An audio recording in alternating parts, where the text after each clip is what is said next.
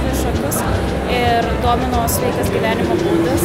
Pasirinkau visuomenės sveikatą iš pradžių, bet norėjusi kartu ir sporto ir viską susijęti ir pasirinkau specialybę visuomenės sveikatą fizikos aktyvumą. Esu profesionali sportininkė, todėl rinkausi sporto universitetą. Labai patinka studijų programa, tikrai rekomenduoju kiekvienam. Jaučiuosi gerai, nes tikrai nepasijaučiau, kad pasirinkau ne tą specialybę, viskas sekasi kol kas. Ir džiaugiuosi, kad gaunu ne tik sausos teorijos, kaip visą laiką sako, kad universitetuose sausa teorija, bet būtent antram pusmetį gavau labai daug praktinių dalykų ir labai džiaugiuosi. Įtakojo mane draugė, kadangi dar domėjausi sportu, todėl pasirinkau Lietuvos sporto universitetą. Studijomis džiaugiuosi, universitete patinka. Galėsiu išvykti mainams, tikrai studijų kokybė labai gera. Įsivaizduoju, kad siesiu kažką su sveika gyvensena, kad atidarysiu kažkokį sveikatos centrą.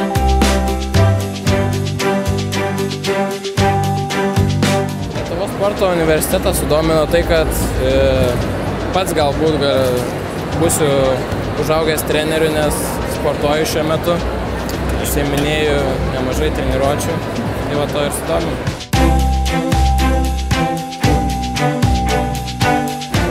Mane domina, pavyzdžiui, būti treneriu norėčiau, dabar lankau krepšinio mokyklą ir manau baigti mokyklą ir tada stoti į USU ir bandyti treneriu būti.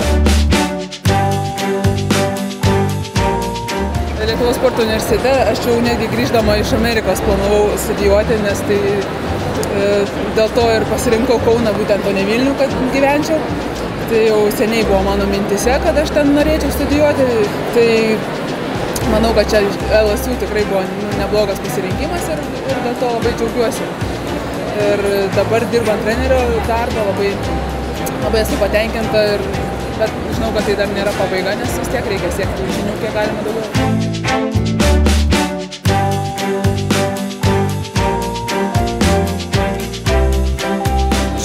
Visuomeniai, Lietuvos žmonėms ypatingai reikia sveikatinimo paslaugų, reikalingas sportas, reikalingas su sportu susijusios studijos, kadangi žmonių gyvensena, tiek vaikų, tiek suaugusių žmonių tikrai kelia susirūpinimą.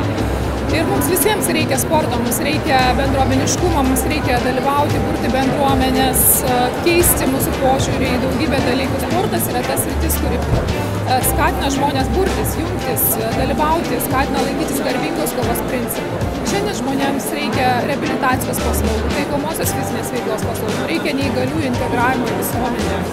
Ir Lietuvos sporto universiteto studijų komplektas, tai ką mes siūlome, padeda spręsti šitas problemas. Vat šitoj srityje jis turi ir dirbti. Visos specialybės, visas mokslas, visos studijos turi būti nukreiptos būtent šitą sritim. Jie turi turėti tą nišą, nereikia sporto universitetui kartoti kitų ten universitetų programas.